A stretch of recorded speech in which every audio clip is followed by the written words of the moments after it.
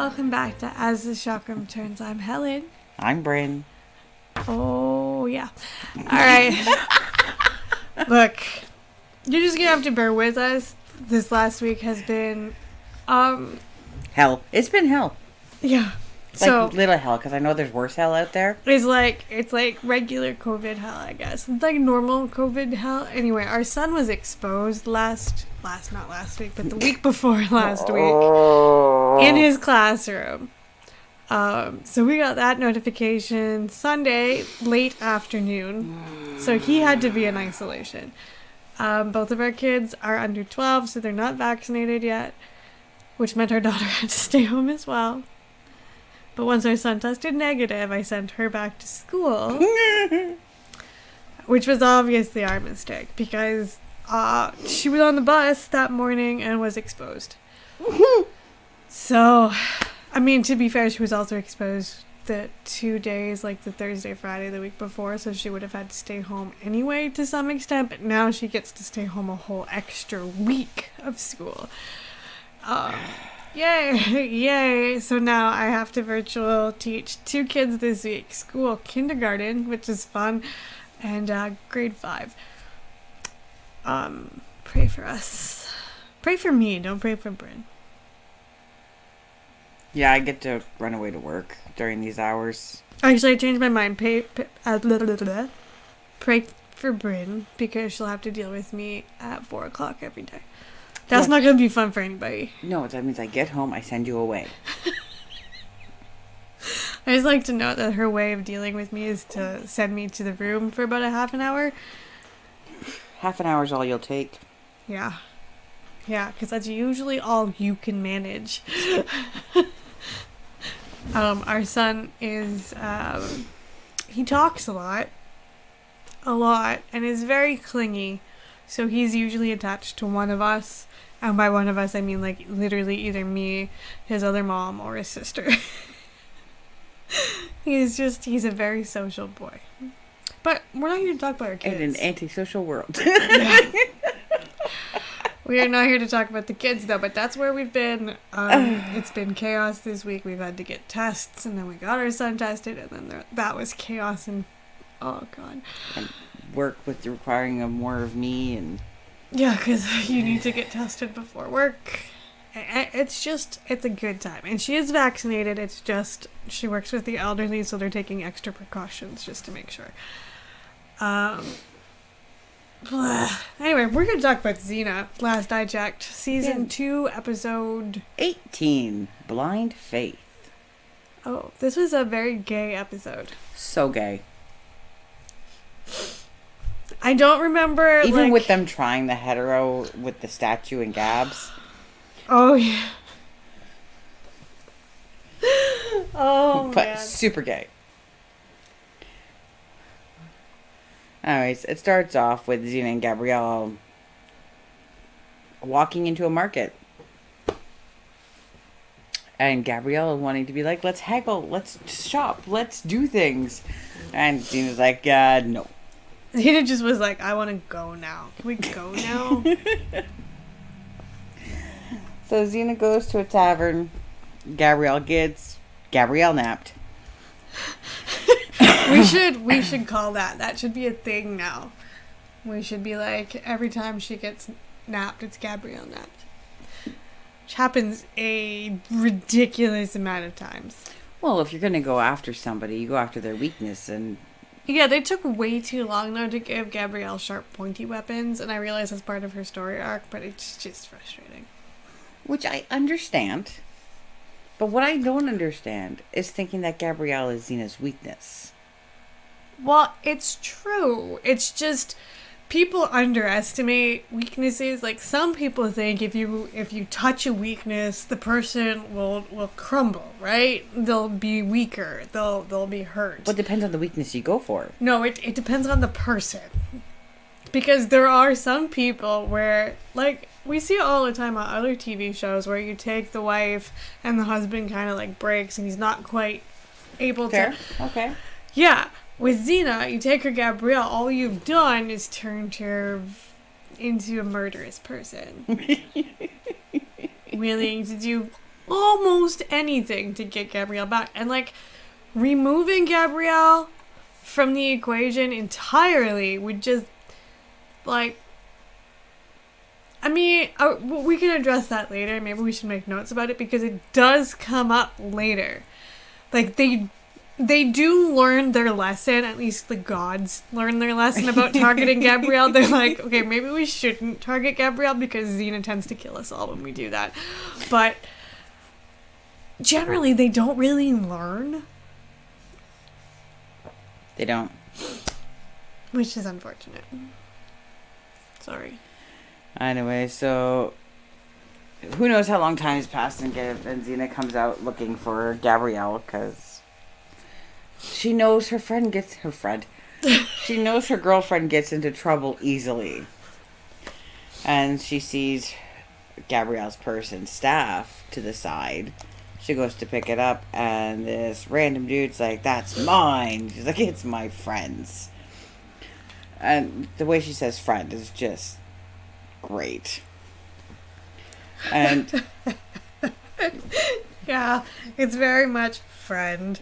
Yeah. The quotes are there without being there. So then he sits there and claims that it's his because he killed Gabrielle. And a worried look comes over Xena because she knows one of these days this is gonna happen. But that's not why she was worried, though. Was it? At that point, yes. Okay. See, I'm confused by the order things happened in. Because they haven't quite fought yet. Right? It's during... So, the look she gets, it's like... So you know that one of these days if she loses Gabrielle, she's going to go off the fucking rails. I mean, spoiler alert. But you can see it in her eyes in this. Yeah. And so she's trying to get information from dude we don't know his name yet. And they actually start having a fight. And they're fighting in the market. In the market is apparently sumac oil, which can cause blindness. And while she was doused with this in her eyes, the dude didn't go for the killing blow, which hinted to Xena that Gabrielle wasn't killed. But it did, yeah, because there's no reason not to, right? And then he tries to claim that it's just because he's really honorable and doesn't want to kill her because she's disabled. Because he can clearly see she is disabled. Yeah. I mean, like, it's not... I'm not going to stab you in the back. I'm not going to do it this way. It's a fair fight, you and I, face to face.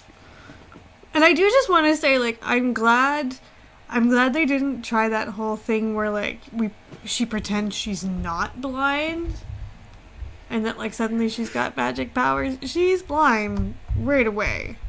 And for the most part, she's not really extrasensory. So I mean, it's not always the case, but yeah. Yeah, no. And so she then captures this guy. And he has to lead her to Gabrielle. And as they're talking, he's like, I'm going to talk about all these things that you did in your past, which... Well, were traumatic for Xena. Mm-hmm. They're not things that she wants to remember or discuss. And he made mention that he sold Gabrielle off, which really, really angered Xena. Yeah. Xena got super, super, super angry at that. Well, you don't sell off a girlfriend. I mean... But in that time, you did sell off girlfriends. In fact, that was kind of the more common thing to do, usually. Yeah, but not Xena's. Yes, which is why she shouldn't have... Yeah, he should have made better choices. But then we get Gabrielle, who has been sold off to some fucking... Dead king. Yeah, but it's like kingly advisor, because the king is dead. so that she can marry the dead king, become queen, and then die. Because in this country, kingdom, whatever section of land, the queen and king have to die together. And if they die together without an heir, it goes to basically the captain of the guards. Yeah, which is, oh yeah, no, that's what this guy is. So So Gabrielle gets introduced to the captain of the guards and, Vidalis. yeah, I loved Vidalis. he's a good guy. I mean, he's not a good guy, but he's like, He's a good guy. he cares more about his own skin than anybody else's skin, but that has a tendency to make him make better decisions than a lot of other people in Xena. But he's basically the coach for her to learn how to be a queen because she's too much of a peasant. And he never stops reminding her that she's a peasant, and that she's got rough hands, and she stands like a peasant, and that she eats like a peasant. He calls her a peasant a lot. Like, a lot. Yeah. And as they are dragging her around to say, this is the king you're going to marry, she's like, listen, my best friend is Xena Warrior Princess. She will not like this forced wedding bit if you get my drift. Yeah, she says those lines. She will not like this forced wedding bit if you get my drift. That is not a paraphrase. That is the exact quote. Yep. I mean, between that and, like, the rest of the episode is pretty nondescript. It's them going back and forth about Gabrielle not wanting to be sacrificed and married to a dead person, and Xena and Palamon. Yeah, Pal. I just called him Pal in my notes. Pal, dude. It's Palamon. Like, are trying to fight their way to wherever Gabrielle is. It's just... The way she finds out the king's dead, she sneaks off. Well, she convinces Vidalis. She's like, have you ever been in love? Can you think of yourself being with anybody else but that person? And he's like, no, I can't. She's like, so you get why I have to meet. I can't do this wedding. We have to call it off. I have to go talk to the king. And they try playing it off as it's Perdiccas. They don't even try playing it off. Oh, no, they do say him, right? She says him. Even though I can't be with him right now. And I'm just like, that was an afterthought. Yeah, that was an afterthought. Yeah. It's like, you're safe talking to it with Vidalis. It's clear you're safe talking to it with Vidalis. I mean, they've already said, you know what I mean. Like... And she sneaks off into the king's bedchamber. And it's like, you don't want to be with me anyway, because all the men I wind up serious about ends up dead. True story. And his lifeless limb falls onto her lap. So then she gets taken. She gets put in they get married. Sorta. I mean, they're both bound and gagged. And then they get sent on their honeymoon, which is both of them in a coffin. And sent through the crematorium. Good times. Naturally, Xena shows up in time, for frick's sakes. When Xena and Palamon Yeah. were traveling, and he would say the things like, this must be some friend. Xena would be like, yeah, she is. Yep. No when one's worth giving up your eyesight for. Yeah. Is your friend worth being blind? Yep. Xena, I'd give my life. Uh-huh. Come on. Normal friend. And I mean, like, Palamon all the way through the episode also makes note of the fact that, like, Xena is very clearly going above and beyond. Like, he's very much more than just a friend. Yeah. Scaling walls blind, throwing... Uh-huh. Yeah. It's like, you realize this is a friend you keep talking about, right? Your friend. Your friend. It's like, well, you just admit it. But they get there. Xena does her thing. Even blind, Xena is able to get rid of the guards with Palamon's help. Palamon does help because he still wants to fight Xena once she gets all better. They get Gabrielle free, and anyway, she's like, well, it's too late because we can't get to Athens now to get that special oil that I need to rinse out the sumac oil. And of course, the Vidalis is naturally like, no, I've got that flower in my fancy garden. Well, if you have to make a face cream for it. Plot armor. Yeah, he was making face cream. Anyway, plot armor. One of my favorite quotes from this one was Xena talking to Pal to be like, listen, we all become who we pretend we are. And so pretend to be somebody you can live being. And it was just very profound. I guess. I'm bad at these things. I'm gonna just blah, blah, blah. Oh man, I'm sorry. See, even when Xena did save Gabrielle and pulled her into a hug from the sarcophagus and hug her tightly, Palamon did the coughing uncomfortably awkward cough and walked away. Yes. There was so much gayness. And so at the end, Palamon sheathes his sword to be like, I'm going to pretend to be good for a little while now and see how that goes. Xena says how it's, good call. And Vidalis watches the young man walk away. He's going, maybe he needs a sidekick. Gabriel's like, yeah, it's a good gig. You should go for it. So it's a very, very gay Vidalis runs after Palamon, and I wish we could run into them in later seasons. I remember watching that going, I want to see them come back. Yep. I think that would be a good time. And our best friend pair. Oh, yeah. Best friends. They're walking away, and Gabrielle's like, this was not good for my self-confidence. I can't curtsy. I can't walk. Can you curtsy? And Xena, of course, flawlessly delivers a curtsy. Knows how to give a queenly wave with both hands. And Gabrielle's like, yeah, I hate you. In a loving way, but I hate you. And our disclaimer for this episode is, once again, Gabrielle's luck with men was harmed during the production of this motion picture. Yeah. She's just bad at it. There's a reason why she's gay. She's so gay. So, rating-wise, it was solid to me. I put it to 7. Yeah, solid 7.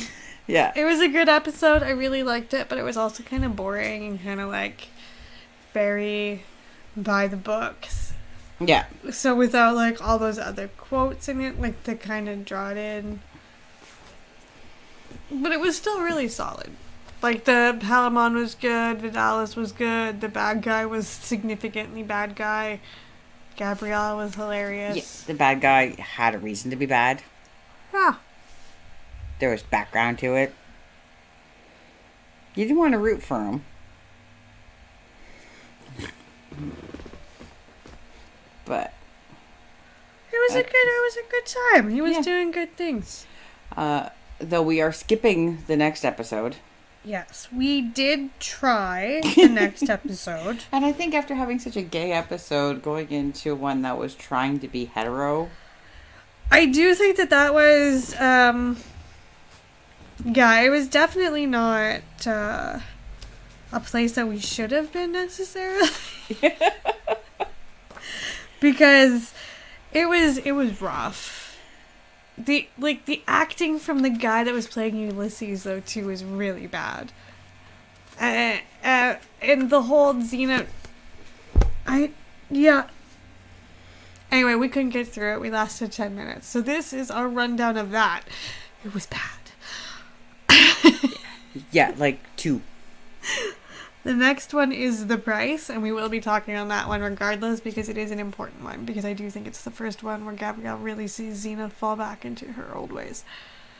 And it starts the rifts for the rest of the next season, which is basically the theme of the next season. Oh my god, the next season. It's okay. We've got this one, and then we've got the one with the boat upside down, and then we've got season The Mariner. 3. So we've got 2 more episodes, and then we can go to season 3. I'm so excited. But we've got to watch those episodes. Well, yes, we do. I'm excited for those episodes. I need to be able to be, like, awake enough at the end of the day to focus, to either record or watch an episode. Because we did try. We were trying it one day. We were going to pull everything out. And then both of us lost the ability to speak. I just spend a lot of time around a child that talks a lot. So by the end of the day, I don't want to talk anymore. And then there's like 10 other kindergartners on the call at the same time. Oh, it's so much talking. My daughter talks a lot too. Anyway, it's a lot. And now I've got to organize their entire week tomorrow. So that's fun.